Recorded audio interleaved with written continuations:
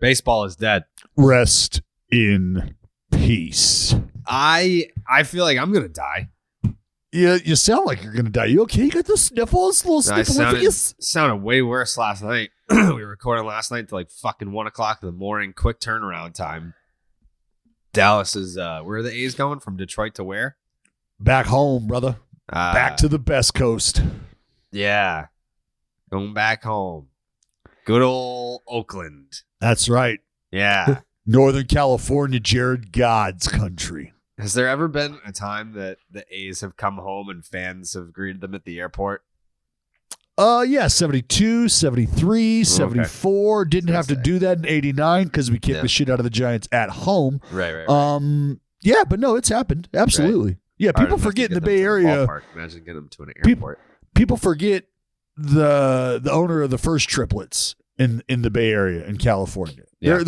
The first triplets on the block were the Oakland A's triplets. The 72, 73, 74 championship seasons. Yeah. Just wrapped up a series with Joey. Nice little clean split. Little 1 game apiece. I mean, it just sucks if it's a 2-game series, whoever wins the last one feels like they won the series when it's not true. Then if they win it in devastating fashion, it feels worse. And I feel horrible physically, and now I feel horrible mentally because of what this happened. Are you hung up on the last call of the game, Jared? No. That was in the 6th. Oh, that was in the 6th. Oh, that's right. Yeah. That's right. What are you hung up on then? Just, because I mean that's just one call, and the umpire he's calling the game for both teams. So I mean I'm sure that happened throughout the game, right? Like you're not. No, he actually called a great game before that. Okay. It was a weird time to make a shit call. Kevin Plawecki, bases loaded. Pitch was 23 inches below the strike zone. Called a strike. Was it that bad? I don't think it was that egregious. It was that bad. It was that egregious. I felt like replay says pitch is pitch. No. It was that bad. And to make matters worse, Colin McHugh, that fucking geek, was the pitcher. Oh, I love this. I loved this. It couldn't have been any better. It being McHugh on the mound, one of my favorite guys in the world at the plate. Oh, it's perfect. Here's the thing, Dallas. You fucking dick. The walk-off homer was a 2-run shot. I mean, Jackie Bradley was up next. There's no way to say, like, oh, yeah, Jackie Bradley definitely would have came through with the bases loaded. Probably not. So it's a 4-3 ball game. They didn't score another run the rest of the game. If you have a 4-3 lead in the 9th, that maybe changes who's pitching for the Red Sox. Ryan Brazier gave up the 2-run walk-off homer to Arcia. So maybe that, the butterfly effect, maybe that doesn't happen if you have a 4-3 lead versus who's in the game for 3-3 on the road. But either way, Joey, congrats on the split. Yeah. I mean, that's why you invest in a good catcher, get a good frame. Yeah. It was a great catch. Really great pitch. Colin McHugh's reaction to that is hilarious. If you go back and look at it, you can see him he throws the ball and says it all. Fuck. Looks at the ground and gets the ball and looks up and it's strike 3. He's like, what? And then he just kind of like plays it off like he just knew it the whole time. Yeah. He was like, fuck. I mean, fuck yeah. That's what I meant. Yeah, that was terrible. So good. I knew the minute that I saw that Jared was going to just be beside himself because it was McHugh, and it was obvious that he was pissed that he threw a ball, but then gets the love from the home plate umpire. It's baseball. Sometimes it goes your way. Sometimes it does not. It never goes my way, at least this year. Red Sox have gotten walked off 5 times so far this year. I feel like that's a lot. That's a lot. It is 2 more times than any other team so far. Ouch. Yeah. That's not good. You know what? I got something to talk about with you. I got a little bone to pick with you. Okay, maybe not a bone to pick per se. Okay. But the home run celebration. Yeah. How long have you guys been doing that home run celebration? the cart rides. Make your point first. So that are you saying that it's like a carryover from last year when they lost in the ALCS? No. There's no, like, for me, I'm not like a big like, oh well, this happened, so you can no longer do that. Like, I get it. If it's part of what you're doing in the clubhouse to bring the group together, totally understand it. Yeah. But it does feel like there's a carryover. And the reason I bring it up is because I was taken aback yesterday, day before, because Sean Murphy, who is a very stoic individual for the Oakland A's, not a big emotive guy, gets to second base and proceeds to swivel his hips in a suggestive manner and smile at the same time. And that was something we had just never seen before from Murph, Mm-hmm. Little smile, little action, little flavor. But it's new. It's not the ride the wave. Yeah. It's new. It's a new and thing. So I'm just wondering, like, could that be part of the lackluster start? Is you're still in 2021? Like, there's still like you're reaching back. No, you should be reaching forward. They started it in 2020. Oh wow, even better. So it's 3 years old now. Yeah, but I mean, it worked. Yeah, well, I mean, define work, right? Like, if ultimately you don't went from a bad away, team to a good team. Yeah, okay, so great. And that worked, and now let's find something to make us from a good team to a great team? Nah, I don't mind just it, no. Cool with mediocrity? I mean, Dallas, you're an Oakland A's guy. You're not pointing this at me. I'm just asking about what you got going on over there. I don't this mind isn't it. Isn't a let's reflect. Okay, that's like I said. I was just taking the temperature. Yeah, if you're have a problem with rolling a 3-year-old act out again, then I was just. That's all I was asking. Just I'm trying to figure out how I can help bring that Sox clubhouse together. And if a 3-year-old homer celebration is the best way to bring the team together, then Jared, by all means. Also, why not take it back? Why not take it back to the days of Pudge, Fisk, and like maybe just a firm handshake at the plate after a home run or whatever. I don't know. Let's see what that does. Maybe they will. Okay. I've got no problem with the home run cart. Okay. That's not the Red Sox problem. The Red Sox problem is a fucking closer. They've blown 9 saves, which, by the way, the Toronto Blue Jays are catching up. Yeah, getting touched up at the end of the ball game, huh? 8 blown saves for the Blue Jays. Have they been? I don't want to call them a disappointment, but I mean, they're not the powerhouse yet that everyone thought that they were going to be. They're 2 games over 500. They have a negative 13 run differential. They've lost 4 straight games. They've lost 7 out of their last 10. They have a losing record on the road. So it's a tough stretch. I guess. I'm disappointed. It's a tough stretch. I'm disappointed in the Toronto Blue Jays. I expected better from them. Not saying this is who they are. Not saying that they're going to be a team that just hovers kind of around 500. I think that they're better than this. But they've let the Tampa Bay Rays pass them. And that team got no hit. We'll get to that. I'm not moving off the Blue Jays just yet. But the fucking Tampa Bay Rays, they love getting no hit. They even let Dallas Braden throw a perfect game against them. Pathetic. But this is a team that everyone picked to. Nope. Terrible. Everyone picked this team to win the division. Maybe even represent the American League in the World Series. And here they are in 3rd place, a couple games over 500. That's taking a little while to get going. Look, you could say, I think, across the league, and there's been conversation across the league about the baseball, the effect the ball has had. There's some guys in that lineup not performing up to expectations. That's going to happen. When that happens, and when you got a couple of guys going through struggles like that, it becomes glaring. You really start to think, shit, are we this bad? And it's like, I don't think we're that bad. I think we just have a few guys maybe not performing up to par. Well, let me ask Joey, because you are a fan of a team that has underperformed to start the year. Is it fair to blame the baseball? Because I'm looking at it right now. The league average for home runs per team is, let's call it 29. The Braves have hit 39 home runs. The Yankees have hit 40. The Brewers have hit 43. The Angels, I mean, they fired up the boys back on April 15th. They've got 45 home runs to lead the majors. And then you have the Detroit Tigers, who have hit 12 home runs this year. You have the Boston Red Sox, who have hit 18 home runs this year.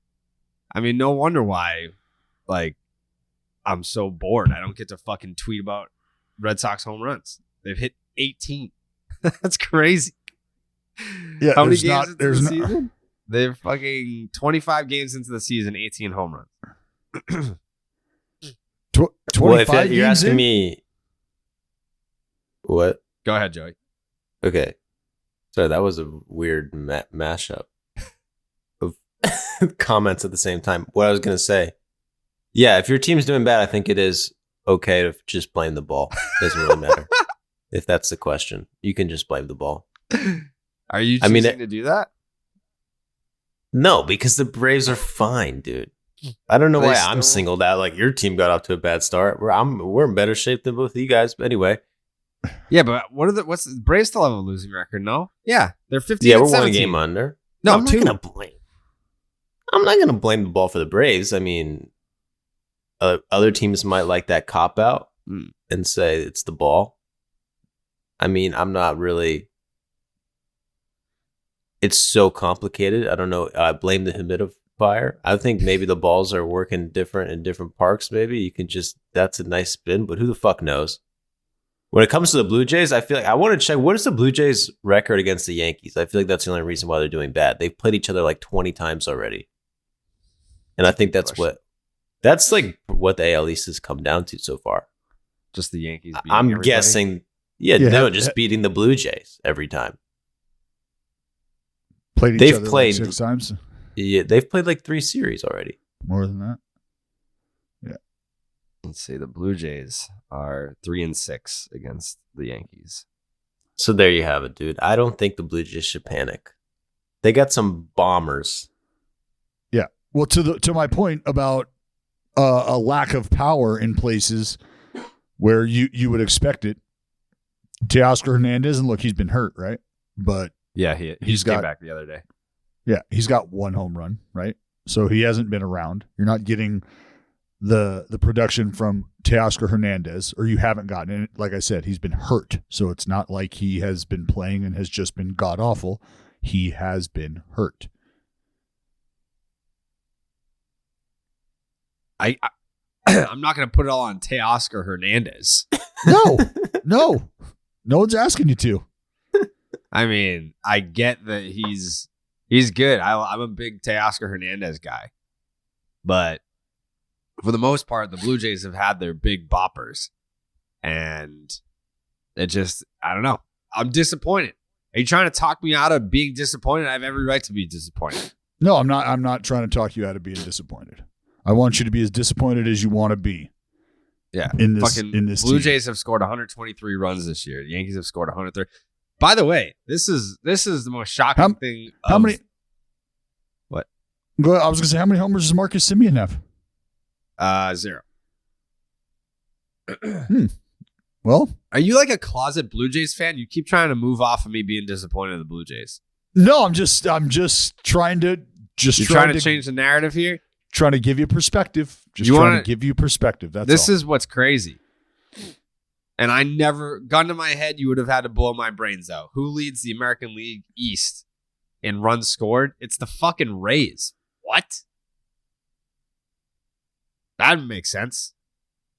Every time I look up, the Yankees are bludgeoning teams to death. Well, it feels like every time I look up, the fucking Rays have Brett Phillips on the mound. That's what I'm saying. I tweeted that. I was like Brett Phillips sure seems to be getting a lot of work this year. Yeah, and you know what? Let's talk about that. You can can your Blue Jay disappointment. Uh-huh. Are we getting to a point with the Brett Phillips thing? And please understand that this has 0 to do with Brett Phillips, the human being. 0 to do with Brett Phillips, the baseball player. But is the shine going to wear off? Are we going to lose the excitement around what Brett Phillips brings to the table when he's on the mound, because he's on the mound with the frequency of a fucking starting pitcher these days. Like, if I'm seeing Brett Phillips every 5 days, we got a problem. We got a problem. Well, and I don't think that it's okay. I mean, whatever. It is okay. You can run your baseball team however you want. And the Rays, they've got it figured out for the most part, right? How they're going to get their W's. They don't need my help. But just like industry-wise and what fans get excited about, whatever, like that's the Brett Phillips thing is fun because we know that it's not something that happens every day. We're not going to see it every day. And so when we do, it's cool to rally around or whatever. But it just really feels like Brett Phillips is starting to warm up with a lot more frequency these days. And people are just going to be like, oh, yeah, the Rays got their ass kicked again. Like Brett Phillips is going to have a real shot at a record for most appearances in a ball game in which his team has been no hit. I got no problem with that. I love when Brett Phillips pitches. I think, did we figure out the ruling on this? Like, does run differential, is that ever come into play as a tiebreaker of some sort? Yes. So then, yeah. So then, if run differential matters, it needs to matter more. If you don't want teams running out these position players, well, it's like the 7th tiebreaker. There's a lot of different things that have to be like, oh, well, fuck, that's the same. And that's the same. Oh, my God. All right, well, finally, let's get to run differential. There's the difference. All right. Like, it's a ways down on the list. I do think that run differential should matter more. It's something that fans look at a lot. Well, it's a strong indication of your ability to score runs, right? Yeah. Yeah, but your then ability to score and limit runs. everybody's schedule is so different, though. It's kind of unfair to be like your run differential when you're playing in the AL East compared to your run differential when you're in the Central. Well, I'm sure they could weight it if they really wanted to, based on strength of schedule. Now That's even math into this? this? That just fucking confused me. Well, They just- Now Joey's confused, Dallas. Say sorry. That's how I'm that's how sorry. you that's how you do stuff like that. Don't mean to speed it up on you, but that's how. You think I want That's to how bring you- math into this? No. How many points do you get if you beat the Reds? Yeah, see, Yeah. You start talking about relegation and How many runs does a run against the Reds count for? exactly. See, like a run against the Reds might be worth like 0.6 runs. Not a lot. That's fine. Well, Also- hey, Old megaphone balls, Jeff Passan, said that the Reds were tanking. Okay. 4-2 since then. How Oh, dare look he out. say such a thing Look about out. the Reds? 4-2. Cincinnati Reds are playing good ball right now.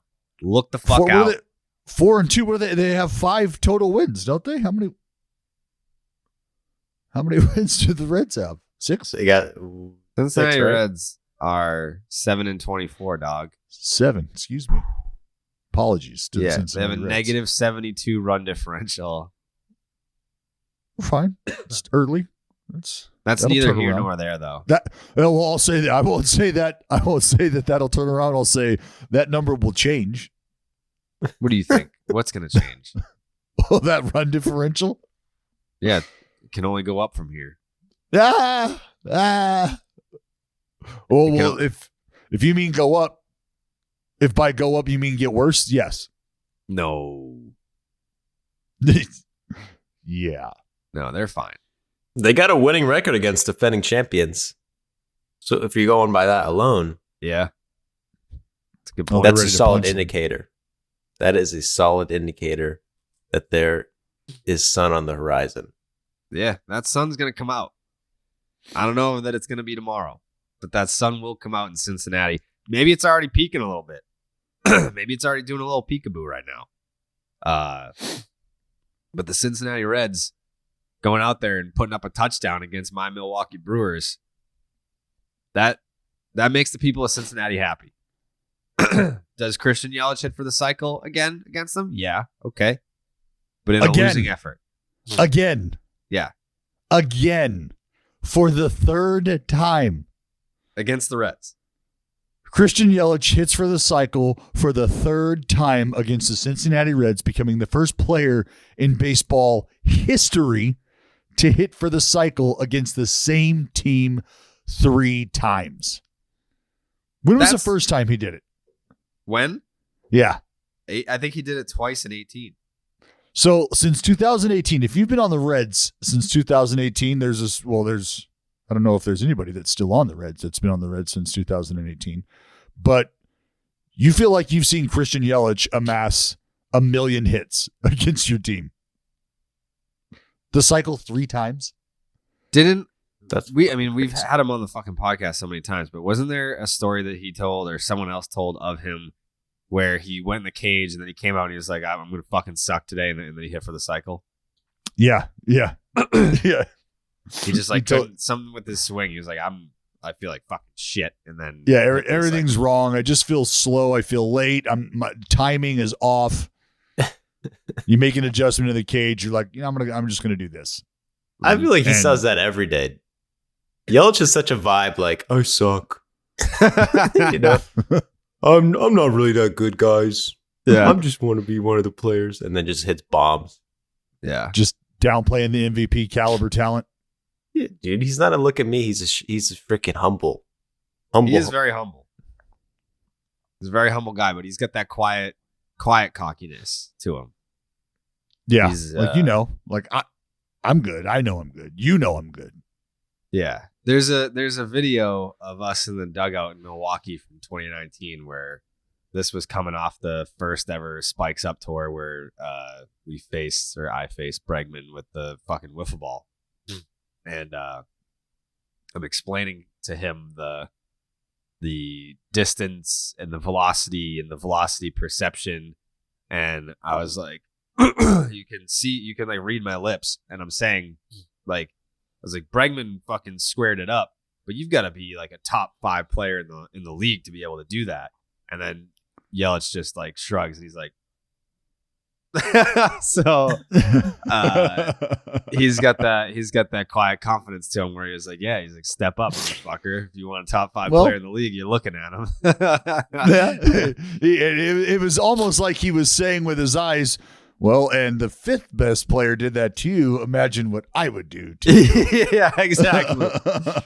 Yeah. So yeah, he's not like, if you see him out and about, you never like look at him and be like, that guy's a cocky douche. But like, you talk to him like that, like about baseball, and he'll let you know that he's good.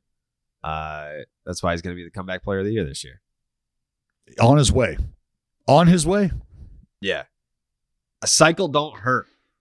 No, but Noah Syndergaard fucking slicing and dicing over the course of 25, maybe 30 starts does. Yeah, that's true. Tell you that. Let me see what those fucking numbers are. It's going to be a good conversation throughout the season. Because they only do one, right? They don't do one for each league. Yeah, it's just one comeback player of the year. It's going to be Mike Trout should win it. Honestly. Trout. If anyone. If we're just going to use objective. That guy just overcomes adversity. Noah Syndergaard has made 5 starts so far, 29 in the 3rd innings, only 21 strikeouts, but the 2.45 ERA. Mm-hmm. Whip about Tasty. 105. Tasty. He's been outstanding. He's been fun to watch. I tweeted that. Tasty. He's been fun to watch. I enjoy watching Noah Syndergaard. I also enjoy the DraftKings Sportsbook. Tell me more about it, please. Please. Slide into stacks of cash this baseball season with DraftKings Sportsbook, an official sports betting partner of Major League Baseball.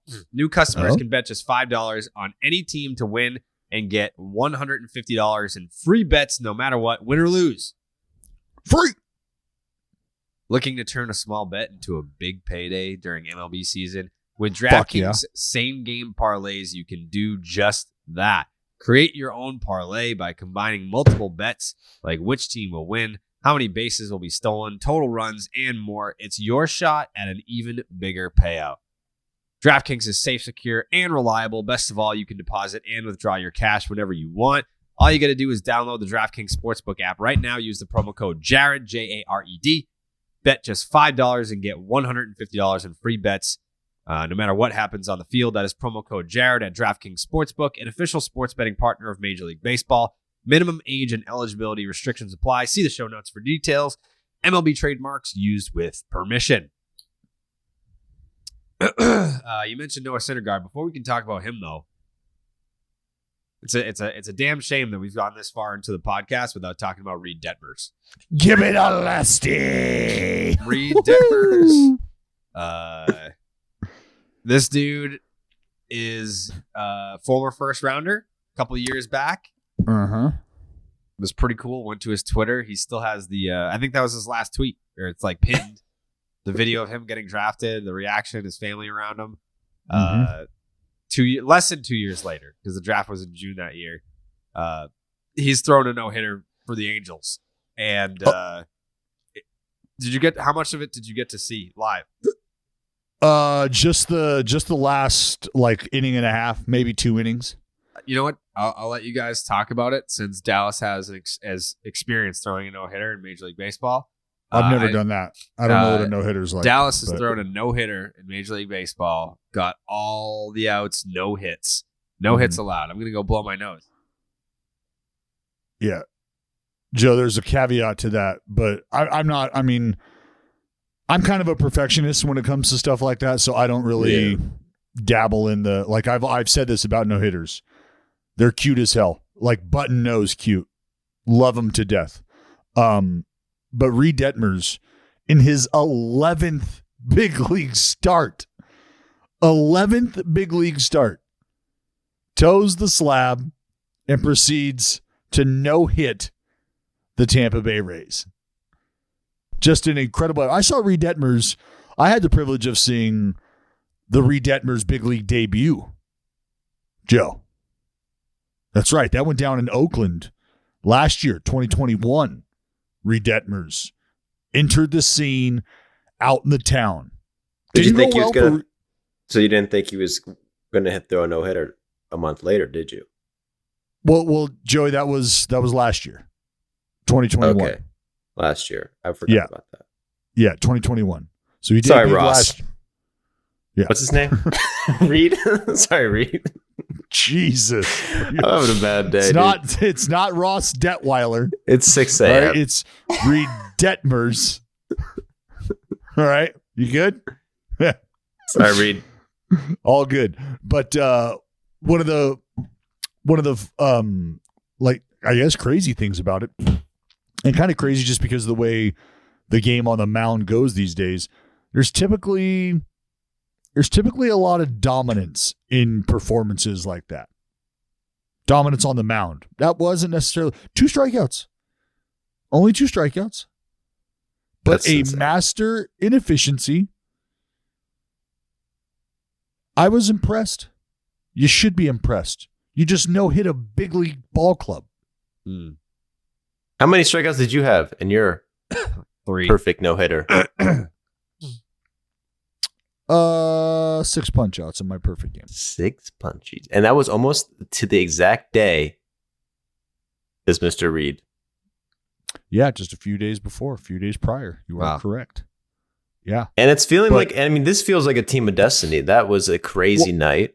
Well, and it's that's if they have Detmers as a pitcher, if he's going to pitch like this all year, now they have their pitching staff is good, which is crazy because to say about the Angels.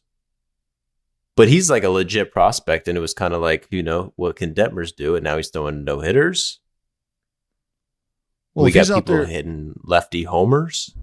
Well, that's I was going to say, obviously the Reid Detmers performance is the lead topic there. But it's crazy because it's almost not the lead topic when you're talking about that Angels-Rays game 2 days ago.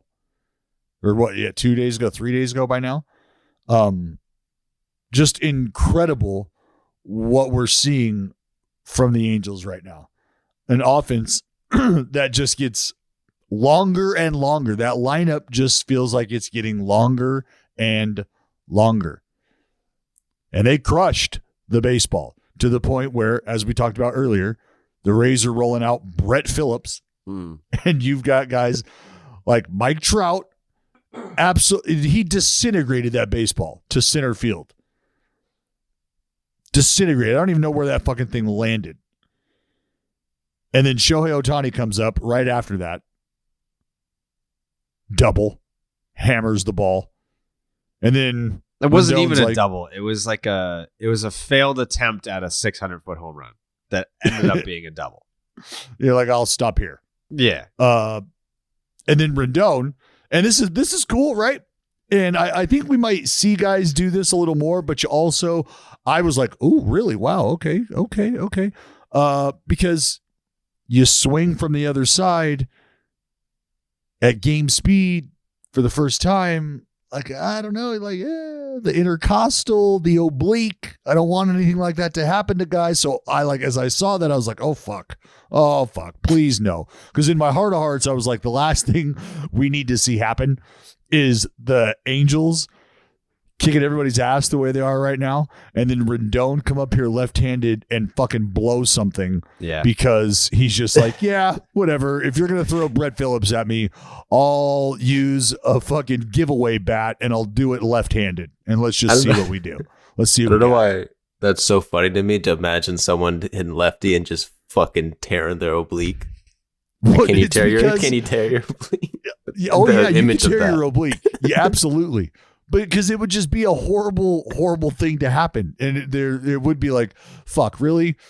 Is this what we're doing? Like, this is what happens when we start to make a mockery of the game, right? You're throwing a fucking outfielder. I'm going up there left-handed. The next thing you know, I've got a muscle hanging off my rib cage because I decided to try to fucking blast you to Neptune, which Rendon did. So let's not sleep on that. Let's not get away from the meat and potatoes of this, which is Rendon being an absolute baller. You don't just turn around 47 miles an hour. All right. Like, you just don't do that. When you got a guy lollipopping it in there like that, and you hit a ball out of the fucking ballpark, you're providing the majority. 98% of that was Rendon from the left side. I did it twice so far this year in slow pitch. Just saying. From the left side? No, right side. But okay. We didn't. I was. Who cares? Anyway. I'm not a switch hitter. I remember neither is Rendon, which is why Joey, I don't know if you understand the gravity of the situation, but that's what makes this really special. Dude, don't give me that. He's practiced. You can tell he practices. He practiced. Rendon has been doing this. I love Rendon. That's his. I remember Ronald Acuna trying to do this one time. He was the originator of going lefty against, and they canceled him. Snicker canceled him. They did Yeah, shut Freddie that down. shut that shit down. Yeah, and that's why you shut that shit down, is because the last thing you need is for something crazy like that to happen. But look, Joe Madden, he's here for the fun. He's like, yeah, fuck it, go ahead, come on. Like, you mean to tell me that the guy walking in runs with the bases loaded is going to have an issue with you going up there left-handed? Probably not. Nope. Probably not. Like, it legitimately looked like Rendon. Like, when you go golfing with your buddies and you're on the tee box, it's probably, maybe the 12th hole. Everybody's scorecard looks like it's just covered in landmines. So you're like, fuck it. Go ahead. Just here, take my club. That's what happens is my buddies end up taking my driver. And they're like, I'm going to fucking do it left-handed. Can't be any worse. And then it's the fucking best drive of the day, just striped right down the middle. And they're like, well, what have I been doing for the first 10, 11 holes? Playing right-handed, not drinking? Well, guess what's happening now? We're going to fucking absolutely crush the cart girl next time around, and I'm not swinging a club right-handed for the rest of the day. Wasn't the Yermin Mercedes issue that was over, but he swung 3-0 against the position player? 3-0. Yeah. Mm-hmm. Yeah, so he swung 3-0 against the position player. I mean, if you're Kevin Cash, you can't be like, dude, why are you up there taking hacks when it's like, dude, I'm right-handed, and I went up there lefty to try and make it even, and I still hit a homer. Sorry, dude. No, I'm not saying Kevin Cash had an issue with it, but no. I mean, at least Rendon tried to make it fair. He's like, dude, my bad. Dropping dick is in my DNA. What do you want me to do? Dude, it's like an unwritten rule. Like it's like a clusterfuck. Like what? There's like 3-4 unwritten rules broken, but they like balance each other out. Because you're trying when it's a blowout, but the other team's not trying by putting a pitcher, but you're hitting home runs against a pitcher when you're up 12, but you're batting lefty. But is batting lefty not trying, or is it showing up your opponent? Yeah. See, Ooh. hey. Ooh. You got to walk a tightrope right there, Joey. Yeah, so what do? You just hit a homer. You just fucking hit a bomb. That's all you could do. But that's the thing. It's like no one hits lefty against pitchers. This is like a new thing. So the unwritten rules haven't caught up yet. We're going to work on that probably this offseason. Yeah, we're going to work on that. Yeah. We're going to get together, me and the homies. That's what I was expecting. I was hoping the Rays try to bunt in the 9th to really get everyone really riled up. Yeah. You know? Just fucking, that would have been pretty funny. Yeah. They needed to hit the next guy after Rendon. If Brett Phillips just fucking lit up the next guy with 47 miles an hour, that's protecting the sanctity of the unwritten rules. I would love to see Brett Phillips just get fucking pissed one day out of nowhere. Bro. Well, that's what I'm saying. Like, could you? All right, so let's say he gives up the tank to Trout. Yeah. And he's like, oh, man, kind of fucking hanging his head or whatever. And then Ohtani gets up there. And because he fancies himself the American Shohei Ohtani, he's like, I'm going to bear down here, And he tries to get Ohtani out. And then Ohtani fucking hammers one too. And now he's just kicking the dirt behind them. I'm like, all right, you know what? I think I'm done being the doormat. I think I'm done being the whipping boy. It's been fun. I love the laughs, but I am going to put one in Anthony Rendon's carotid artery right now. Fuck this guy. And he just fucking drills Rendon, throws his glove, charges Rendon, and just starts losing his mind on the guy. Yeah, that would be one hell of a turn. Brett Phillips is like, I'm fucking done. I am done being the sideshow. Yeah. I mean, you have to know that he has that in him because nobody is that happy. No one is that happy. He's happy all the time. So, like, when does the rage come out? Is that his coping mechanism? Just being happy as hell? Yeah. He's going through life way too happy. So at some point, that dark rage is going to hit, and I feel bad for the poor son of a bitch in the batter's box that it comes out against. Dude, I don't think that guy. I don't think he's ever cursed. You say that now. Just wait until someone takes him deep one more time. Joey, I'll give a lot of money for evidence of him cursing. He tried to take my grandmother out with a baseball while he was playing center field, Joey. Well, I mean, come on, dude. He's a loose kid. She's grandmother out with a Dodge Charger. He's a loose kid. And, yeah, but she's not into four bangers. Sorry. You know how they get in the Coliseum, dude. They get loud out there, dude. Probably saying some the A was things. The A will continue to bump. Let me tell you that the A will continue to bump. They get a good club together. They got the energy going, right? They got the cowboy hat. They got a vibe right now. They have a vibe. Angels got a vibe. You know what they don't have? A big lead in the division because the Houston Astros have won 8 straight baseball games. Damn. The Los Angeles Angels only, despite being 21-12, only have a half-game lead on the Houston Astros, who have won 8 straight baseball games, highlighted by a couple nights ago. JV against the Minnesota Twins. Justin Verlander goes 8 innings of 1 hit, shutout ball, couple walks, 5 punchies. His ERA on the season after his sixth and most recent start, 1.55. He's got the 312 FIP.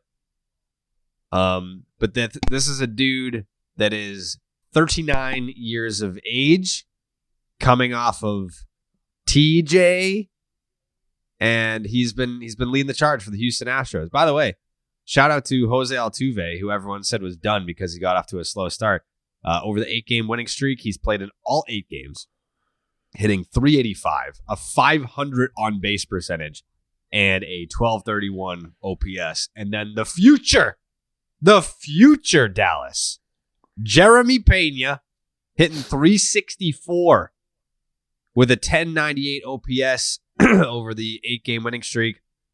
And then the aforementioned Alex Bregman, hitting .296 with a .919 OPS. Those have been your 3 main characters that have willed the Astros to 8 straight victories, right up the keister of the Los Angeles Angels, who many people are saying that's a team of destiny in the American League. The Mets might be that team in the National League, but the Angels they've got that thing. They've got the thing. They're feeling good right now. They are feeling good. They're confident. And that's the scary part, is that they're confident. And it's one thing for other people to believe that you can sustain the success that you're having. It's another thing for you to believe in it. So whether or not anybody outside of the building thinks you're capable of continuing to win ball games, if you believe it, that becomes a problem. That becomes a serious problem. I'll say this about the little run that the Astros have been on, though. It's against some teams that haven't been performing that well, Jared. It was a 3-game set. Against you're calling them a bunch of pussies then. No. Not at all. You say that? Those are your words. How would you say that, Dallas? That quote card is going to fucking do numbers. The Houston Astros are a bunch of pussies. Dallas Braden. Yeah, the Dallas Braden quote Twitter account gonna come after that. I mean, they shut out the Mariners 2 out of 3 games in the series. Mariners are a good baseball team, by the way. Not right now. They're not. Not right now. They're not. Well, DNA wise, yes, they are. Oh, cool. On paper, outstanding. Mm-hmm. The Tigers. Tigers are supposed to be good too. We're supposed to be. They're not right now. Twins are good. Twins were good. They are good. Yes, Twins are good. Yeah. But they've only beat the Twins once. Yeah, they're going to beat that ass again. So, during that streak, especially during after that they hot find out that stretch, you call them a bunch of fucking pussies.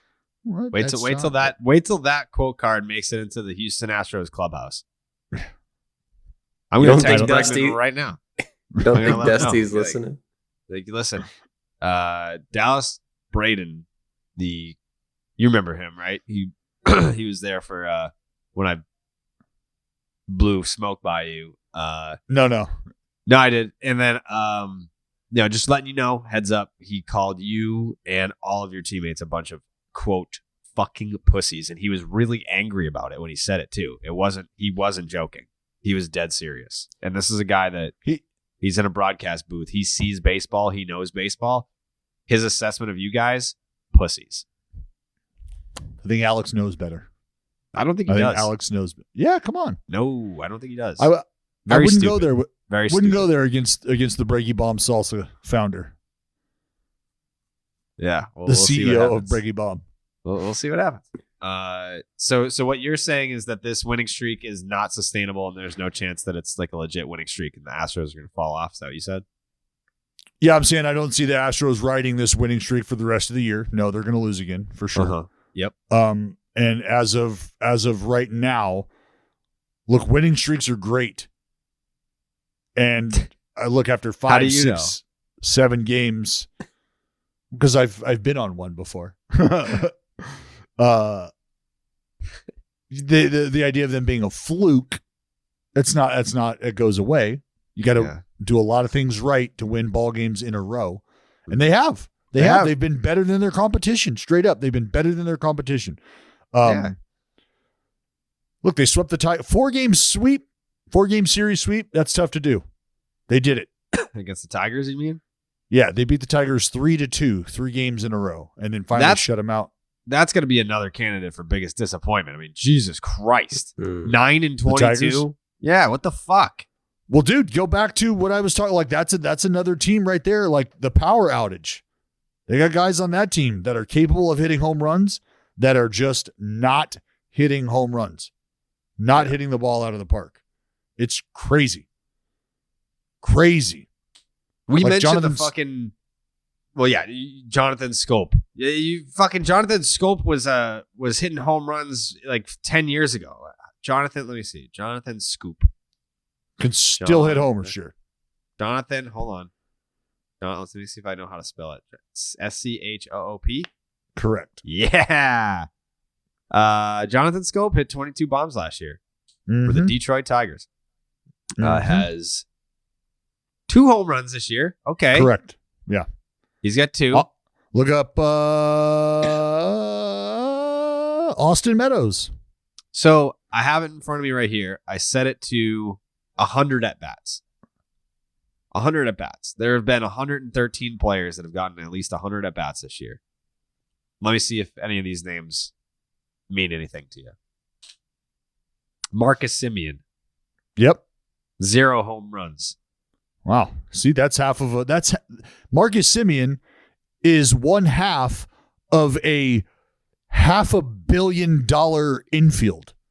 $500 million double play combination. Yeah. Marcus Semien is one half of a $1 billion double play combination in Texas. Probably expecting some power production there, right? Yeah, I would say so, yeah. What do those numbers look like? It's real bad. 165, 228, and what is 217 for the slug. Yeah, not great. Very bad. Let's see. Trey Mancini, only 1 home run. Trevor Story, only 1 home run. Yeah, just saw him right in the laundry cart for that. I thought it was a highlight from 3 years ago, but I realized no, that was actually yesterday. It's okay to be bitter. It's okay. The Oakland A's will be good again someday. They always get back there. Jesse Winker, only 1 home run. Justin Turner, only 1 home run. Jeez. I mean, some of these names, it's very, very, very shocking. Miguel Duvall, Cabrera, 1 home run. Xander Bogaerts, 2 home runs. DJ LeMahieu, 2 home runs. Yeah, Bo Bichette. All right, now you're into like 3. But yeah, there are a lot of individuals that it's very surprising that they have not done much damage. And that's with 100 at bats. I'm sure if I expanded to like call it 75, there would still be some guys where it's shocking that they have 0 or 1. Let's see. Yeah. At bats. Let's put it on 75. And look, early on, I think that's something that teams benefit from is guys who are hot, guys who have, come out of the gate hot the first month of the season or whatever. There's your Austin Meadows, 0. Yeah, dude, it's and like I said, he hit fucking 30 homers last year, 27 homers last year. Bobby Dahlbeck, 1. I feel like hitting a home run in Detroit in April is like impossible. No Miguel matter what. Cabrera did it last year in the middle of a goddamn blizzard. He did do that. In the snow. He is one of the greatest, Dallas. I mean, he a even ball hit down one. and in, he fucking hit out to right center. Well, he hit like a double off you, which I think is even more impressive. You're telling me, bud. He's got like 5 balls off Dallas. You're telling me he's got 1. No damage. No big deal. So we're talking Mark about Hanna. What about Mark Hanna? Is he Only awful? 1 home run. Yeah, he sucks. And thanks for bringing that up. Wow. Damn. When he comes that's a can of corn when he comes up to the plate. I'm telling you right now. Oh, hey, He's whoa, pitching. Joey. My God, the brain power that took. Fucking slow down out there, bud. A can of corn, dude. That's what they call him in Atlanta. That's what they call him down south, dude. You see Canna come off, hit him with the off speed, get him off balance. You guys, that's below the keep it above the belt, Joe. Canna corn. You're gonna give the guy Sorry, Mark. I got no filter today, bro. I got no filter today. I'm tired of you and the Mets. Fucking cringe ass Mets. Damn. cringe ass Mets. Don't be mad at the Mets, Joe. Don't be mad at the Mets. Dude, Mets I'm are mad. rolling. Mets right now have a commanding A commanding division lead. You know what they don't have, though? A What? real no-hitter. That's right. Yeah, I don't have a real one. See, I made. Did we talked about this? Didn't we? Did we talk No. about this? No. The idea that if you've got a bullpen and you're going to have to rely on 3-4 different guys to cover, I don't know, 12 outs. Is there not any thought to how special that is to have that many guys execute that exceptionally well all at the same time? And I'm just playing devil's advocate here. I'm just for conversation's sake, because I'm the one who, I feel the same way you guys do. Like, get the fuck out of here with your combined no-hitter. Like, meh, does nothing for me. But if you're just trying to have a baseball conversation, think about why you believe your team is good, or why you think you can get outs in high leverage situations, because you got a good bullpen. And if those guys are performing well collectively together, that opens the door for streaks, right? Winning streaks. Why? Because you score a couple runs. Maybe your pitcher gets beat up a little bit in the early part of the game, but you come back, put some runs up, you got the lead. You can hand it over to the bullpen because you got confidence in 2-3 guys being able to get their job done. Well, when you do that all on the same day, don't you feel like there's some sort of acknowledgement due there? Like, hey, it's pretty tough to get big league hitters out, and it's really tough to have 3 or 4 different guys go out there and all collectively have the same level of success. Like, we're not allowing anybody to hit the ball. Nobody's getting knocks. We all did that today. Is it easier to win a marathon or a relay race? I don't know. I don't know either, because it's like, what if someone in the relay race team is slower than someone else? Or, well, I mean, I've seen the anchor. someone Come on, that someone is more rested. It depends on how you look at it, I guess. Like the combined no-hitter is more rare than the no-hitter.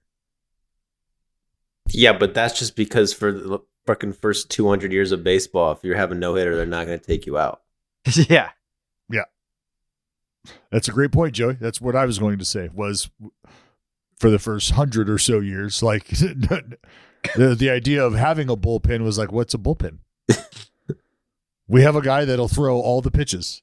We don't need anybody else. Yeah. Which is like, well, what about his arm? No. Well, he has another one, and he could throw it with that one if one gets hurt, but he'll be fine. Like, there's no fucking bullpen. Like, what do you think? Cy Young is giving way to the fucking milkman? Like, I don't have it today. Like, I was only able to get through. 8 today. No hit. Sorry. Let Clem take it from here. There's a reason. No. There's a reason why Cy Young has the major league record for wins and losses. Yeah, because he's going to see it through. Yeah, he was. Yeah, he was. Yeah. If he didn't have it that day, he just fuck it. I don't got it today, but I'm getting these outs, dude. Yeah, you're getting what I do have. Tell you that. Might not be a lot, but you're getting all of that. Yeah. Dude, we should I want to dig up Cy Young from the dirt and do an X-ray on his arm to see what's in there, dude. It's probably like those rocks that are at the bottom of those streams is just super smooth, just from all the grinding that he did. I want to see like some examples of like box scores. Do they have? They must, right?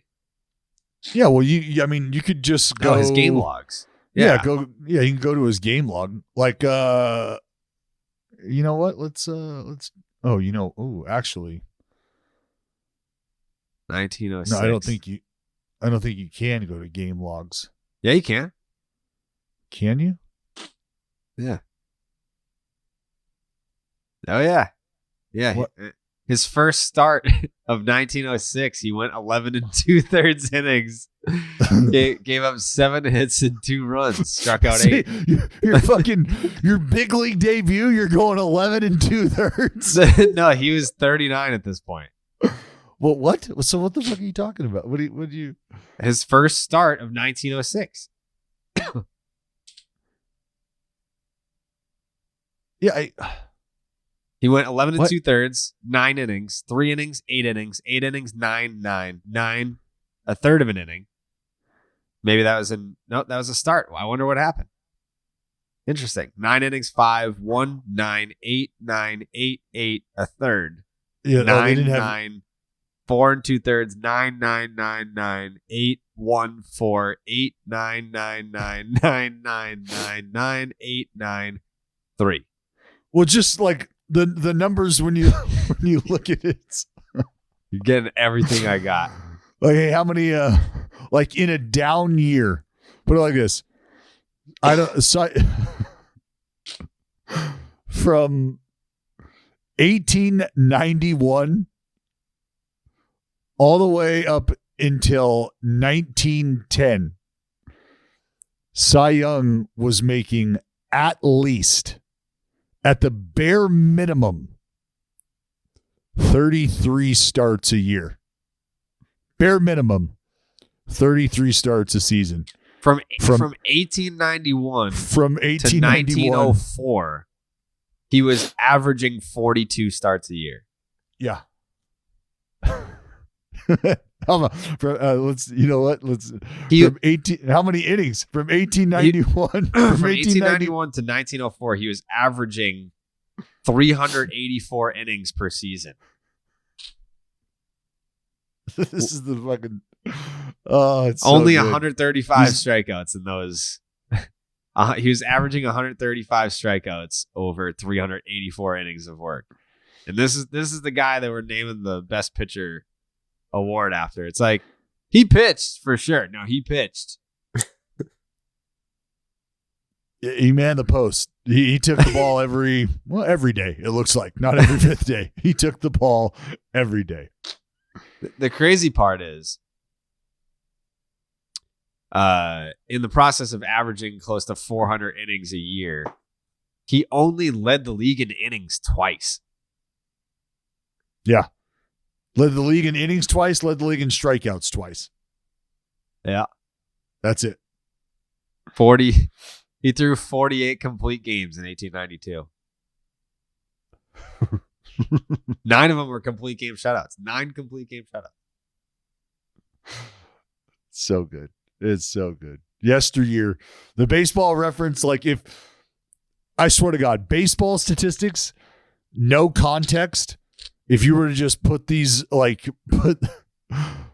put these numbers next to other numbers from guys who've spent, 12 years in the league and shit, it's incredible to think that these two people played the same sport. For real. They weren't even humans back then. They would pitch like doubleheaders, complete games. Fuck it. Yeah, but they're throwing fucking 78 miles an hour. Is that it? And yeah, absolutely. Like I don't know the exact date, but I always go back to, and it's not like Cy Young was pitching underhand, but when the game first started, Joey, like I think I told you this. Probably nothing you didn't know, but pitchers had to pitch underhand. Or you can request location. Yeah, pitch height, speed, and location. Yeah. You'd be like, I want it right fucking here. Yeah, dick high, about 22.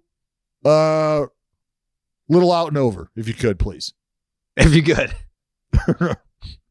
Back when baseball was good, bro. Yeah. The gentleman's game. Yeah. Nowadays, the game meant something. But you think that there was a velocity thing. So you think that if someone's throwing high heat, they got a chance to get a surgery. Does that add injury risk? Because people will kind of shoo that. But is that true or not? I don't even know. Well, yeah, shit. I mean, look, back in the day, it's like Civil War type shit, right? You catch a fastball to the head, you can't buddy. We can't guarantee you're going to be okay after this. Look at Tony C. Like you get opened up on the playing field there with a deep gash. Ty Cobb comes in, spikes up, and catches an artery there on your inner thigh. You're probably done right there on the field. Like they're going to treat you like a fucking racehorse. They're going to come out with a sheet, put it over you. And that's going to be that. Sorry. We're going to be selling commemorative jerseys tomorrow because this one's all said and done. Yeah. No, but what I meant is like if a pitcher throws 100 miles per hour, do they have a higher risk of injury than if someone throwing 95? Oh, you're talking about biomechanically. Yeah. Yeah, I would. Well, look, there's a lot of variables that go into that. A lot of factors that play into that. Body type, like limb length, things of that nature.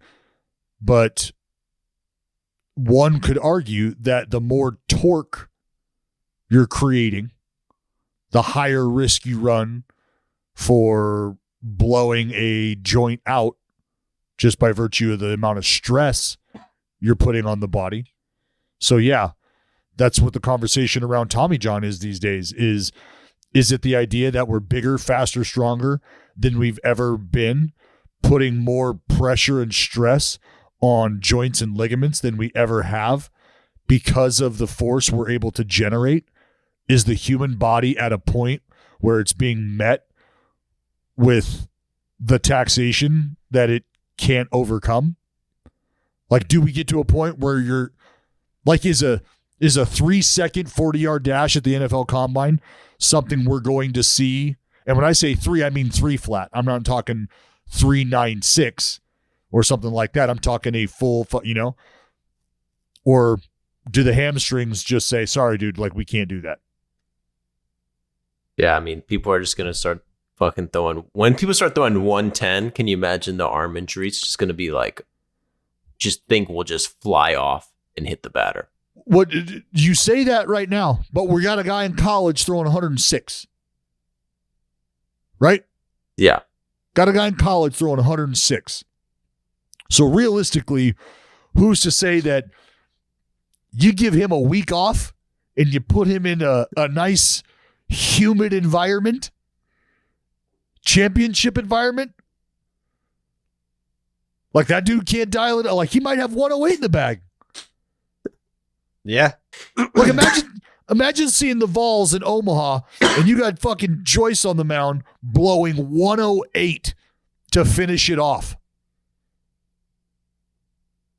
Like what would the world do? What would the baseball world would lose their goddamn mind. But it would also be like, well, you threw 106. You think you couldn't throw 108? They were saying that like Bob Feller and Nolan Ryan, like the estimates based on like the video were that they threw 108. That shit's bullshit, man. Yeah, well, the old video of Bob Feller throwing a ball through a paper wall and the motorcycle is cruising right next to him. Yeah. I don't just know. Crazy that's how we were measuring speed. Yeah, no, that. There's always people that I threw 120. I mean, I did a video on a softball pitcher, Eddie Feiner, who they were literally being like, he throws 104 or something, underhanded. Mm-hmm. And it was like university studies, like a University of Wisconsin was like, yeah, we measured him 104.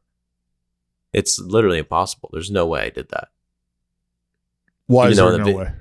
Because it's underhand, dude. I mean, today, no one throws a 104 underhanded. This was in the 60s. What are the odds? That doesn't make any sense to me. You never know. You never know. I mean, fucking everyone says he did. The New York Times, Washington Post, the University of Wisconsin. And I made a video saying he did. I believe it. I kind of fucking, doubt it, though. That'd be sick. Underhand 104. Oh, my this God. This guy was sick.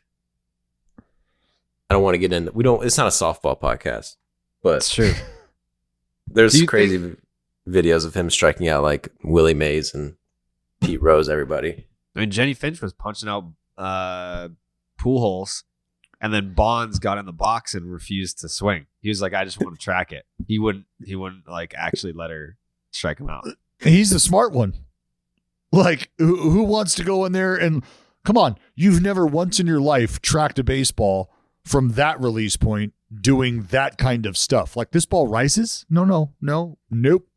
Yeah, nope. But like it's fun. Just put her over. Make her like Barry. It doesn't make Barry look coming worse. Coming from the guy who wouldn't step in the box against some high school kids. Not the same thing. I'm not Barry Bonds. It's the exact same thing. It's not at all. You're a grown adult man who loves the game of baseball, who was afraid to challenge himself against high school children. No. Not the same thing. Barry is the greatest hitter who ever lived. And if he punches out to Jenny Finch, that puts her in another stratosphere. If I strike out to a bunch of fucking Texas future first round picks, they'll be like, yeah, like that's what was supposed to happen. I mean, come on. I told them the legend of the Rocket. I was like, this guy has competed. I'm a PO. This guy's been competing against high school kids since he was 22. I'm a PO.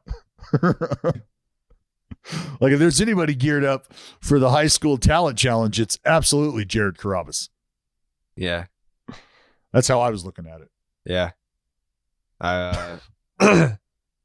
You know what I might do is offer to go down to Saugus High, see if any of those pussies want to get in the box. And, yeah, I'll tell you, it looked like that school was just dripping with athletic talent when I walked through there. Just dripping. We knocked the school down, and Joey, it was incredible. There was like they had this parking lot. It was like D1 coaches only. That's where the new school is. They built a whole new facility. We have nothing but premier athletes at Saugus High School. It's kind of like when Roger Clemens goes back to Texas and faces he'll go in there and face the team. That's what I do at Saugus High. Fucking back-to-back Tiddlywinks champions. Crush the conference badminton circuit. Yep. Good for them. Yeah. It's going to be great. You'll see. Great. You'll see. I noticed this. I noticed you were excited about an interview for a very particular reason. Yeah. Gabe Kapler. Thought-provoking is what it was.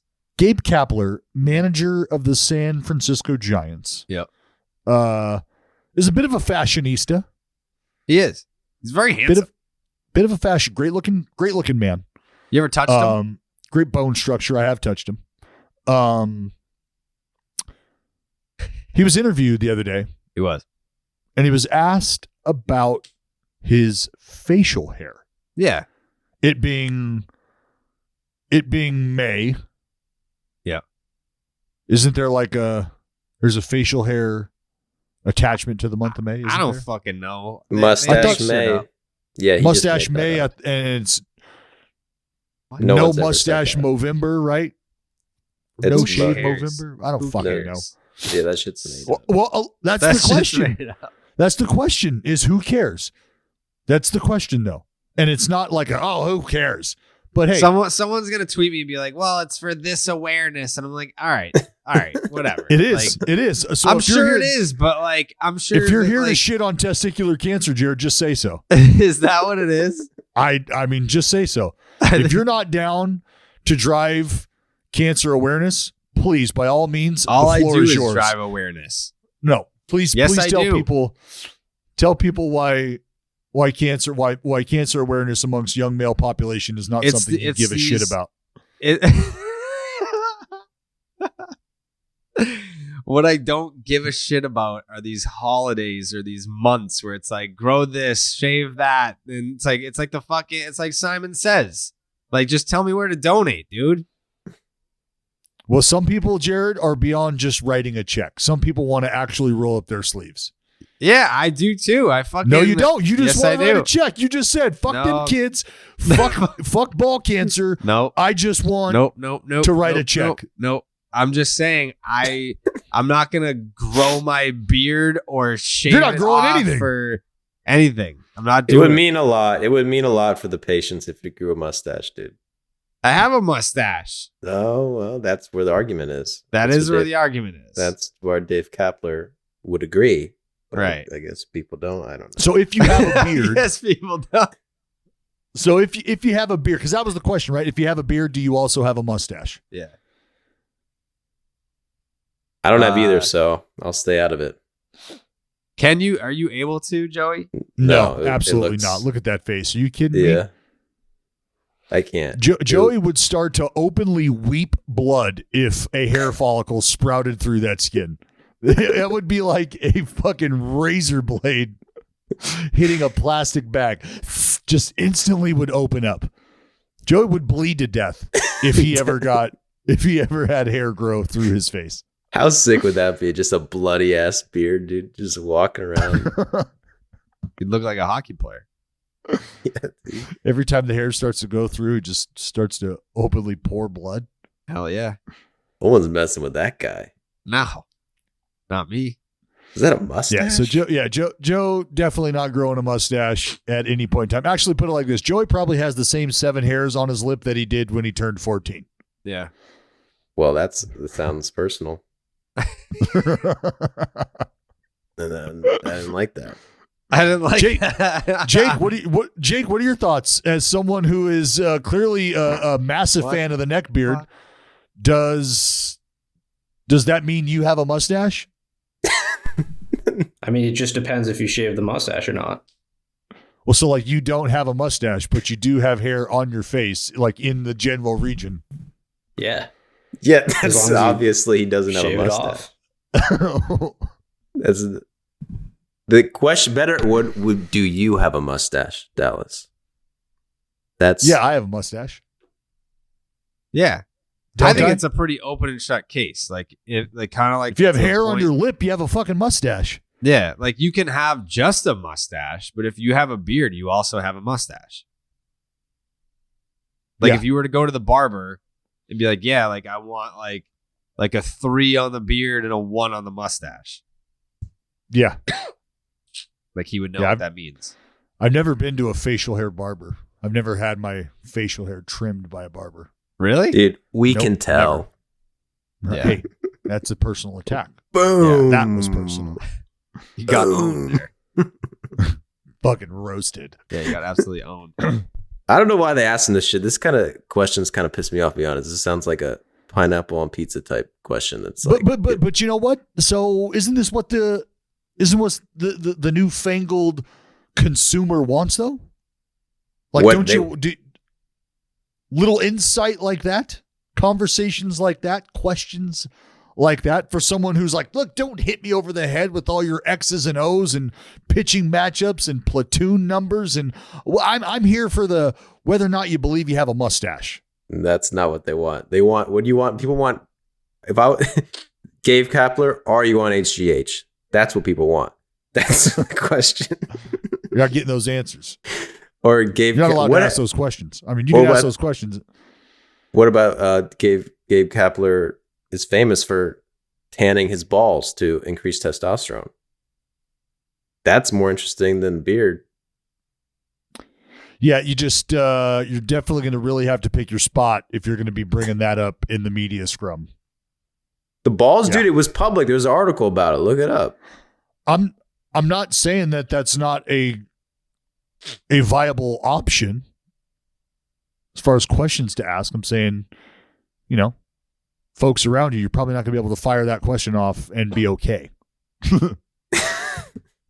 Gabe, Well, let's talk balls. Yeah, dude. No, why not? not the humidor. Why not? What's so risque about tanning your balls? This is what masculine. This is what, you know, guys of this new age. Like Gabe Kapler's obviously on some like new age health kick. You know, positive Coconut men's oil, health. right? What were you saying? Yeah, he's a big coconut oil guy. Yeah, Yeah. he loves coconut oil. He he puts that shit on everything. Yeah, Gabe Kapler could be in charge. Is a great guy. He's one of those guys. Young men. He's a great leader for young men. Yeah, he is. He's a father figure. He's a father figure. He's a father figure. He's a protector. He's really smart as it pertains to the sport of baseball. He's been there. He's done that. He's won a championship. He's been a clubhouse guy. He's been a model. He's done it all. One hell of a model American. Yeah. Yeah. He could grow a hell of a beard. He knows And what mustache. it's like to be, and a mustache. He's a leader of men. He's an alpha. He is. Gabe Kapler is an alpha dog. That's an understatement. Kapler just getting lathered up right now. Yeah. My word, Jared. Can we get him on this podcast? Yeah. Mm-hmm. I know my first question is. What is it? Are you on HGH? Oh. Cut it out, Jake. I didn't ask that. Oh, Joseph. This is fascinating. This is the first time I've been in my building with the window cleaners rappelling from the top of the building. Oh, yes. Yeah. You got to go take a selfie with them. You got to take a picture with them. Yeah. Yeah, I did it. That happened 2 years ago. I was in New York. Yeah. And actually, it might have been a little longer than that. But I walked into the bathroom and turned the light on, and I honestly, I had just taken a rip of the pin, just taken a rip of my vape pen. Turned the light on, and like see this fucking. It was like I'm staring right in his face, directly in his face. Yeah. And I just thought to myself, I was like, holy shit. Thank God I'm not naked right now, or that dude like would have just had full fucking rager right in his face right now. That would have been awkward. I thought someone jumped because I heard like the rope just kind of like wrap down my window, and I was like, that could be a person. And no, it's just I can see the rope right now. They're coming down. Good. Yeah. Well, say hi for me. I will do that. It's exciting stuff. Any final thoughts? Yeah, you got to catch a bus, huh? Got to catch a bus, completing the 5-game set. Ooh. The 5-game series out here in Detroit had a doubleheader yesterday. Yeah. Nothing like 18 innings of baseball under your belt. Two absolute powerhouses. I'm happy for you. Hey, in all seriousness, it's good to spend a lot of time at the ballpark after having not been able to spend much time at the ballpark at all over the past couple of years. Yeah. At least a traveling ballpark. Love that. Very excited about it. You have anything to say about your Pittsburgh Pirates? How about them Pirates? Yeah. How about them Buccos? Look, I know there's a lot of tied in the loss column with the Atlanta Braves. How about that? That right there is the real story, Joey. It is it? Does that mean that they're better than the Red Sox and the A's in the loss column? Yep. So maybe that's the real story, actually. How about the D-backs having a winning record? Dude, we talked about this last podcast, right? Yeah, people don't want to talk about that. The NL West? Not ready for that. No. Division's fucking firm. Firm. People don't want to talk about it. Is it the baseball? Are we just gonna blame everything on the baseball? Yeah, blame. Is it the humidifier? Now that I'm paranoid about the humidifier, like what effects it has in different ballparks, what climates. Like it seems like it's fucking up cold climates, but in the AL West where it's all warm, people are just hitting bombs. Yeah, you're not the only one who's worried about what the baseball is doing right now. You're not the only one. Who else is worried, Dallas? Name names, pussy. Well, I could just probably give you 30 teams. They're worried about the baseball? 30 teams have questions about the baseball. Did you see the home run that Jose Altuve hit in Minnesota? I did not. It was a large. It was the flick of a wrist, and it went out oppo in Minnesota. There's been some home runs where I'm like, huh. And then who's that? Frank Schwindel in San Diego. It should have been a fucking grand slam in the 9th inning, and it just died. Yeah, right at the track, right? Yeah. Right at the track. Who caught it? Fucking Profar. And he just turned around and looked at the stands. Yeah. Yeah. Yeah. Yep. Speaking of being in the stands, fucking SeatGeek. Woo! Oh, yeah, baby. The A's are coming home. Plenty of tickets available. Download the SeatGeek app. And baby, let me tell you what. SeatGeek app is the way to get all the best tickets at all the best prices, so you don't get fucked by getting a bad seat at the Coliseum. There's not a bad seat at the Coliseum. You want to sit close. If the seats are still available, here's how you do it. Because I always use the SeatGeek app, especially when I go to Oakland. Because sometimes you have to look at it where we go to oaklandathletics.com and it's like, well, how the hell am I supposed to get a ticket? This place is banged out. The answer is SeatGeek. Thank God for SeatGeek. It's so beloved because of if your heart is broken, you see, oh man, another sellout at the Coliseum. How the hell am I going to go see the Oakland A's? SeatGeek. That's how. Whether it's concerts, baseball, basketball, football, festivals, or anything else, SeatGeek puts tickets from all over the web in one place to make buying simple. Especially Oakland Athletics baseball. The hottest ticket in town, baby. Fucking know it. SeatGeek rates every ticket from 0 to 10 to make sure you're getting a good deal. Green means good. Green and gold is good. Red means bad. Red Sox are bad, right? Yeah. Fact. And here's the thing. If you're really trying to go out and see the Oakland A's, you've been discouraged because you can't find a ticket, we got a little promo code for you. Maybe it'll help. You can get $20 off your first purchase with the promo code Jared. That is JARED. At Damn, SeatGeek. $20? It's $20. $20. It's a pretty solid deal. It's a great deal off your first purchase at SeatGeek.com or on the SeatGeek app. That is promo code Jared for $20 off your first SeatGeek order. I mean, you don't have to use it on the A's. Like I said, they've got concerts. They've got festivals. Other sports. I mean, I don't particularly care about other sports. I know Jake does. Jake went out to see the Celtics lose last night, which was tough. But SeatGeek. Oh, poor C's. Poor C's. Hang in there, C's. Oh, here he comes. Here he comes. Woo! Flick him off. Could be dude. she. I don't know. I dare you. Huh? Dare you to flick him off. Flick him off.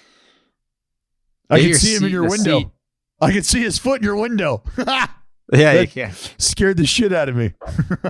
Just going on. One of those things where I was like, Jared, there's somebody in your house. Yeah. Jared. It's like behind me. Oh yeah, you can't see in the reflection of the TV. just little feet dangling back there. Yeah. I mean, I have all these blinds closed over here, and go figure he's gonna skedaddle down in the one that I don't have closed. Is that what it looks like when you sit on your couch? How your feet just kind of dangle and you kick them and swing them like that? I have movie theater seats, so it puts my feet up. You know. Oh, okay. Yeah. He's repelling. Look at that. I love it. You could probably do that. Just go you could tie a towel around your towel rack. You could probably just rappel down your bathroom wall. I'm excited. We're seeing it live, folks. Can you please go take a picture with him? Well, now come on. He's washed this whole window. You can't even see out it now. Yeah, you can't. He's whipping that thing around. I can see him whipping that blade. He is slinging that blade right. Blade slinger. There's something exciting about cleaning windows. I don't know what it is. Like, well, it is so satisfying. Yeah. Like the way that they lather the window up and then the way that they scrape it. I mean, it's just fucking like if you have mega OCD like I do, you love shit like that. Yeah. Even that in addition to car washes. Like what is it about sitting in a car during a car wash where it's like, fuck man, this is exhilarating. It's all the weed that I've smoked right before going into the car wash. Yeah. That makes it exhilarating. Yeah. There's that. Straight up, first time I took my daughters to like through the car wash, I wasn't baked, but I was like, are they? Because how fucking excited they got and how like they were like edge of their seat. Like it was a newfound appreciation for the car wash. Yeah, I love the car wash. Like, man. I just took my car to get washed for the first time ever by myself. I've been in a car wash before, but like a couple weeks ago was the first time that I went by myself. That was an experience. Like sitting there, I mean, they make it an experience. It's not just like, all right, well, here's the soap, here's the water, blah, blah, blah. Like they put like the fucking lights and the music. It's like a fucking rave in there. Well, I feel like the lights are just part of like the coding for, going through different phases of the car wash, it's like right? it's like a rave on purpose. It's like green lights and pink lights and orange lights and blue lights. They got a fucking disco. They got a soundtrack. Yeah, like they make it like an experience like that. It's sick. It's not your average car wash. I think I just got an idea for a car wash strip club. Yeah. Yeah. So instead of rolling in and it's the machines that are doing all the washing, right? Yeah. You've got young women in bikinis who are just lathering up the hood. Do you think you invented women in bikinis at car washes? No, but you're now in the room, right? You're in the little fucking square, and it's almost like a foam party this thing has turned into. So now you're in the car and you're like, okay, cool. The first 2 minutes or whatever, you're getting sudsed up or whatnot. Yeah. And then from there, boom, the music drops, the lights go, you open the door, shot girl comes over, boom, tilt your head back, whistle, wah! You're fucking going nuts. And, Yeah. okay, so maybe it's not a shot because you are going to be driving away from this car wash. Yeah, that's what I'm saying. It's like now you're going to get all wet in your car. No, they've already done the lathering. You're out of Come you know on, what I mean? man. Yeah. Yeah, you're in between. I'm a you're in visual between learner. here. Dude, Yeah, you gotta you're- talk to you gotta get in touch with Canseco, bro. Add that to the lineup. Yeah. Oh man, yeah, absolutely. Come on. Let's Mo get that Vaughn in. also has a car wash. But That's awesome. but you know what Movon and Jose Canseco don't have? They both have MVPs. But you want to know what they don't have? What's that? They don't have a strip club car wash. That's true. Not yet. Mm-hmm. Canseco I feel like would they would both be down. Hey, I don't know Mo Vaughn the way I know Jose Canseco, but I feel pretty good about saying that Jose would be in on that. Oh, Mo Vaughn loves him some strip clubs. Allegedly. Allegedly. Mo money, Yeah, mo strip problems. club car wash. Is that a thing? Jake, that's not a thing anywhere, is it? Not around here. Okay. Jake's like, and by God, if you've got a fucking beat on one, can you let me know? Jake, who doesn't even own a vehicle, would be absolutely in the market for one. Should you be able to let him know You don't have a where car, strip Jake? club car wash is? I have a car. I don't know where I'm sure- that slander from Dallas was coming from. I'm sure he has a vehicle. I just think people who live in the big cities don't need cars. But then I remember you guys don't live necessarily in the big city per se. I do. You live around a sizable city. I live in a big city. You live in a small town that has a big city feel to it. No, I live in a major city. Boston, small town. It's a Small major town, city. big city feel. Major That's city. what I love about Boston. That's what I like about Boston. For me, that's what separates Boston and New York. Is Boston's got a little bit of a small town vibe to it. It's a big city, small town It's a vibe. big city. Must not be that big. I've never even been there. Oh. Not a chowder Pop, guy, huh? pop. You a tea guy? I love tea. I love chowder. I go different cities for that. You, Jake, is it a short stay today in Boston? It's 60, but cloudy skies. Expect mist and reduced visibility at times. Humidity 80%. UV index 3 out of 10. Wax and gibbous. Oh, Waxy Gibbs. Still on the train, huh?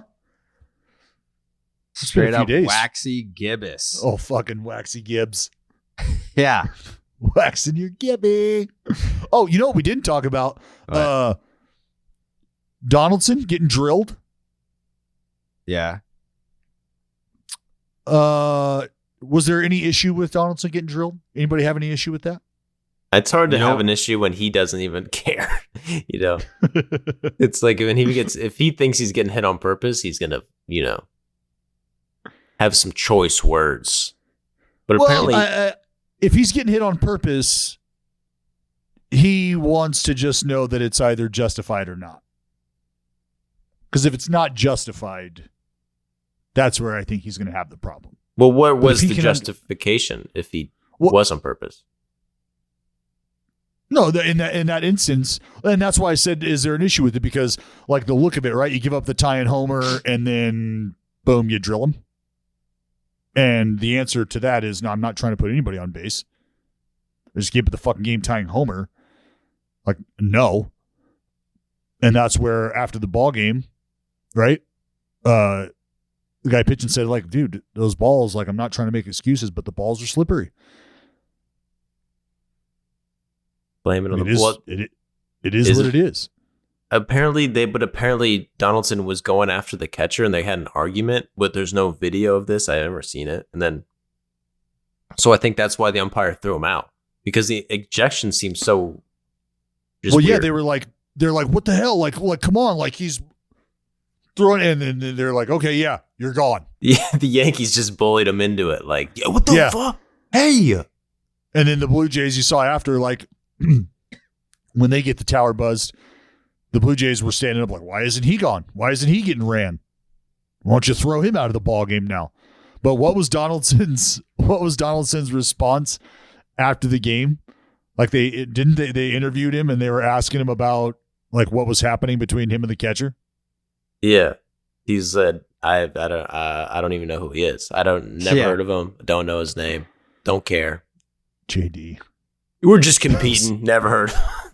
Such a JD response, dude. It is, because he couldn't help himself. At first, he's like, just do competitors, in between the lines, just have some words, nothing personal. And and then by the end of the interview, he's like, I just never heard of him. Honestly, don't know him. Don't even. Who the fuck is that? Yeah, like, no idea who the fuck that guy was. To be fair, I'd never heard of the guy either. But the only issue that I had with it was that the Yankee Stadium invisible force field that they have on the dugout railings is really an issue. I know I saw Aaron Judge get up on the top step of the dugout, and then he went to go hop the rail, but then he hit the force field and just couldn't get over there, and it was, I don't know, they really got to do something about that. Yeah, it's obviously super embarrassing when players like make it look like they want to hop the railing and do something, but then they just hit that force field and they can't do it.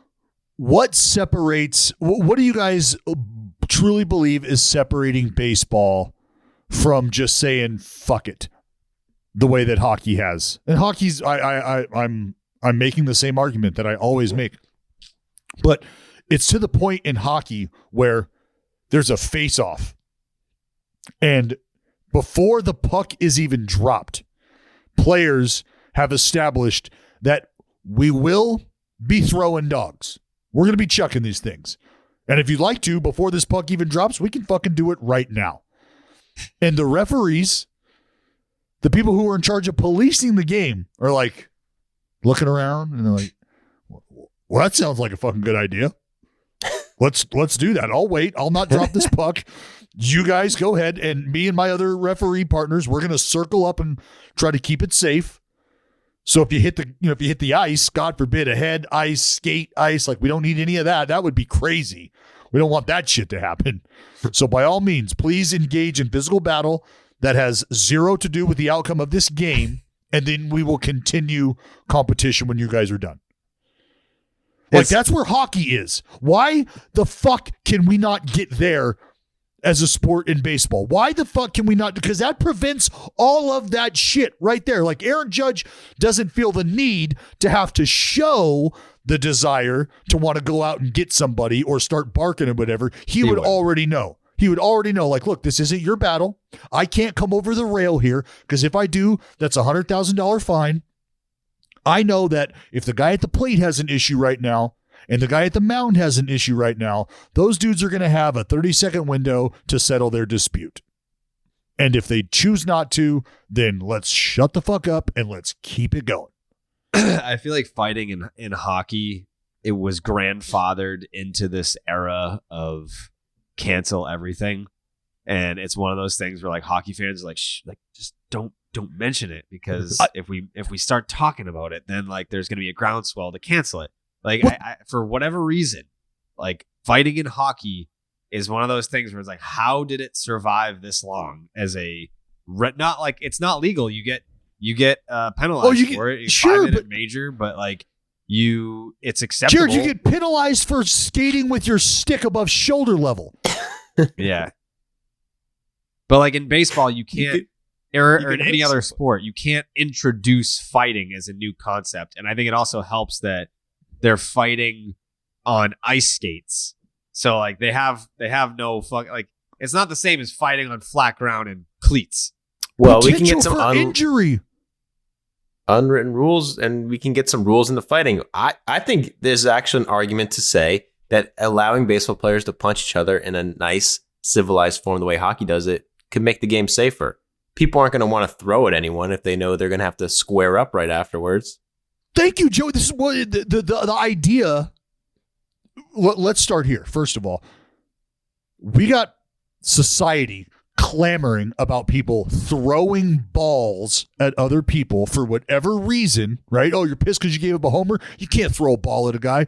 You're angry because he showed you up? You can't throw at a ball at a guy. You're taking a guy's career into your own hands by throwing a ball at a guy. And baseball players are saying, well, we'll drill you in the fucking ribs. We'll drill you in the ass. Like, we're not taking your career into our hands. Only until you start throwing at the head does that become a conversation. But the whole conversation has been, you're throwing a ball at somebody to hurt them, to send a message, to police the game. And we've arrived at a point where that's just blasphemy, right? Like, how the fuck are you still doing that? How archaic are you, baseball fans, that it's okay to throw balls at people out of anger because you got your feelings hurt or whatever the case? And now here we are, in the year of our Lord 2022, more than okay with the fact that that happens in hockey. Like, hockey just gets the pass. It's all good. Like, those players will be back in the game just a little later. They're going to go sit down on the bench. They're going to get high fives from their fans. Hockey actually has a roster spot for guys that just chuck knucks. That is true.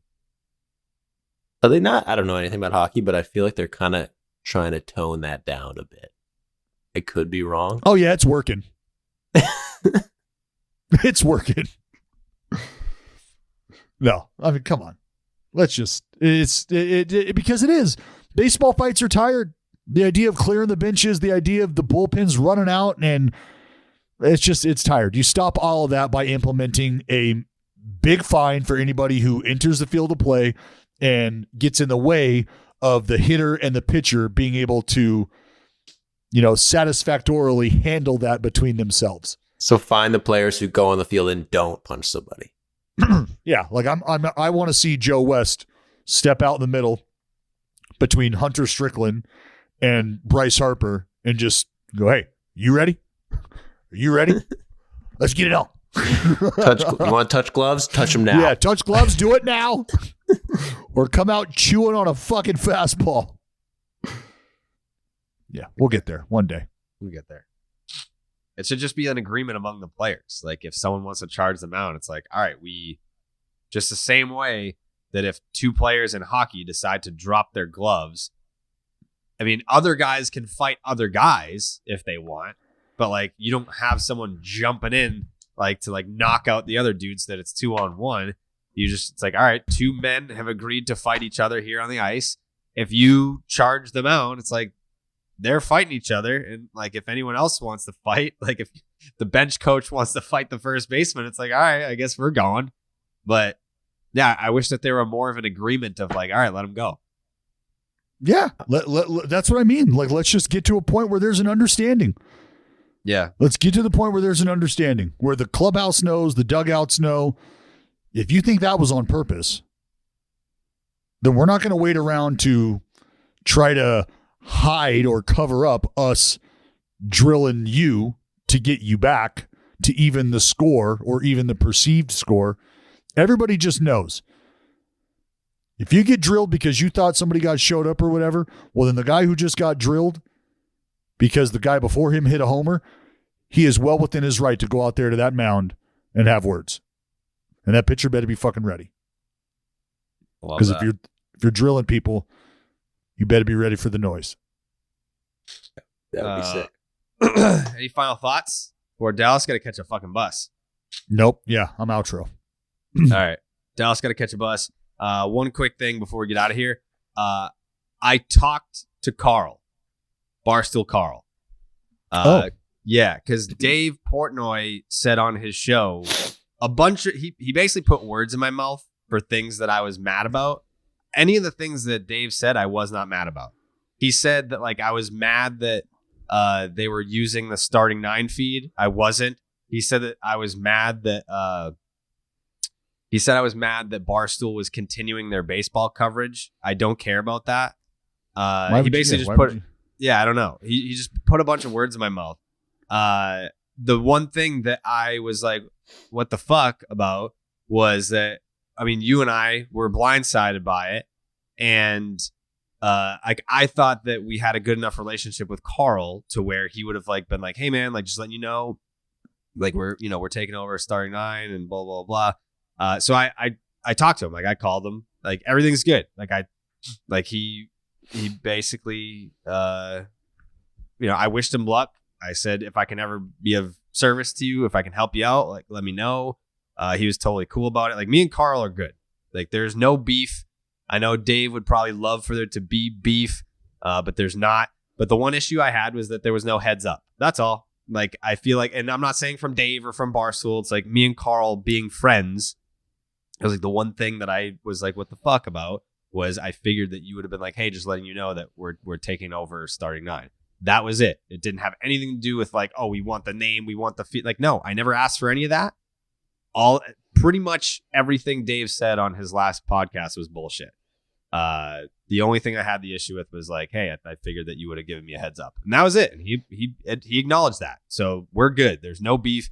Me and Carl still pals. We were on the phone for like an hour. Like we resolved the quote unquote misunderstanding in the first 5 minutes, and then we just caught up as friends for the next 55. So whatever beef people think exists between Carl and I or Dallas, I mean, I can't speak for Dallas, but like in terms of like rival shows now, it's non-existent.